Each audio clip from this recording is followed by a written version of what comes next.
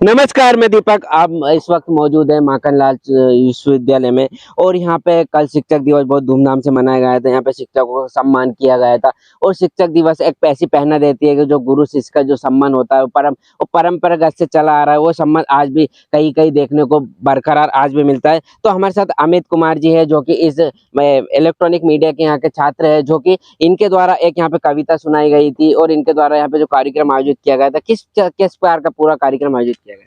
Sir, यहाँ पे शिक्षक दिवस के शुभ अवसर पर एक कार्यक्रम रखा गया था अपने गुरुओं के सम्मान के लिए।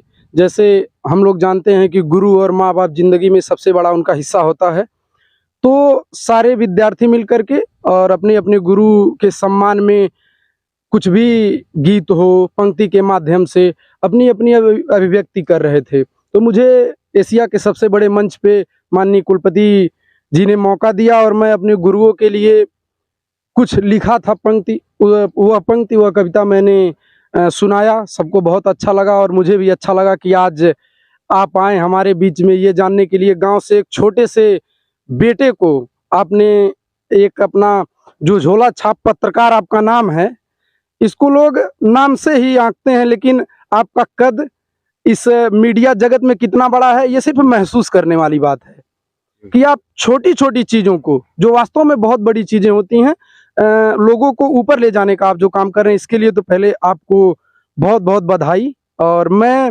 अपनी कविता जो स्वरचित मैंने लिखी थी उसकी 4 पंक्ति में सुनाता हूँ सभी दर्शकों को कि गुरुओं का पौरुष ही तो है जो गौरैया से बाज लड़ाते हैं। गुरु के मांगे जाने पर एकलव्य अंगूठा दे जाते हैं। इनके चरणों की ताब में इतनी ताकत है दुनिया वालों, कौटिल्य सदा जिंदा रहते, बाबर अकबर मिट जाते हैं। तो इस तरह से मैंने कविता लिखने की प्रयास की थी और सब लोगों ने सुना, पूरे विश्वविद्यालय के लोगों ने सुना और आप तक भी ये मेरी कविता पहुंची और इससे बड़ी बात नहीं है। और गुरु, जैसे हम मानते हैं कि सबकी ज़िंदगी में माँ बाप और गुरु का स्थान जो है बहुत ही बड़ा होता है, वो हमारे लिए क्या कहते हैं, मैं गुरु में क्या देखता हूँ।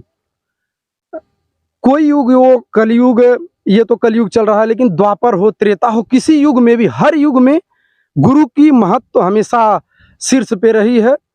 तो मैं गुरुओं को कहाँ देखता हूँ, इस पे मैंने 4 पंक्तियाँ लिखी थी कि दीपक की भांति सदा जलते, इनके जीवन में कभी ना पूर्ण विराम है।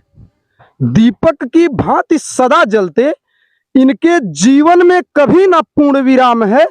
नीलकंठ को गोद खिलाए जो, ये मां अनसुईया के समान है। अहिल्या का जो उद्धार करे, ये त्रेता के रघुनंदन राम है। द्रौपदी का चिर हरण रोके, द्वापर के यही घनश्याम है।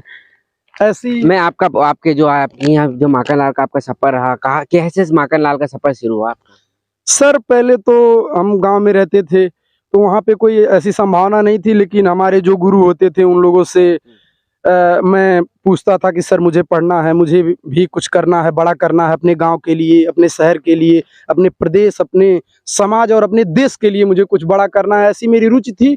तो मैं लगातार प्रयास में रहता था और हमारे ही गुरुजी थे, उनसे मैंने पूछा कि सर मुझे ये करना है। तो उन्होंने कहा कि आप गोरखपुर विश्वविद्यालय में एडमिशन ले लीजिए। तो मैं गया गोरखपुर विश्वविद्यालय एडमिशन लेने, तो वहाँ के एक प्रोफेसर साहब थे, तो उन्होंने मुझे कुछ बताया और उनकी बात मुझे बहुत ही अच्छा लगी और उनके आशीर्वाद से फिर मैंने कई जगह देखा कि जो है दादा माखनलाल चतुर्वेदी द्वारा बनाया गया ये सुंदर विश्वविद्यालय बहुत ही बढ़िया है और मैं अपने सपनों को, अपने संभावनाओं को बड़ा करने के लिए मैंने यहाँ पे दाखिला ली और आज आप लोगों के बीच में आप देख रहे हैं यहाँ पे मेरा पढ़ाई चल रहा है। और ये थे हमारे साथ अमित कुमार, जिन्होंने अपनी पंक्ति रखी और पंक्ति में जो उनके जो स्वर जो निकलते थे, रियल में साक्षात जो कहा जाता है कि जो स्वर जो सरस्वती जी ने जो प्रदान किए थे, वो स्वर कहीं ना कहीं मतलब जो स्वर जो गूंजते नजर आ रहे थे। और ये माखनलाल ने एडमिशन लिया और यहाँ पे एडमिशन लेने के बाद उनको ऐसा लगा कि यहाँ से उनकी जो जीवन की एक जो कहा जाता है कि जो जो रास्ता होता है यहाँ से उनका चालू होता है। अब देखता है कि उनका जो यहाँ पे माखनलाल के सभी छात्रों को भी मैं आह्वान करता हूँ कि हमें झोला छाप चैनल में भी कुछ कि आकर साथ हमारे साथ में आकर काम करें हमारे चैनल में।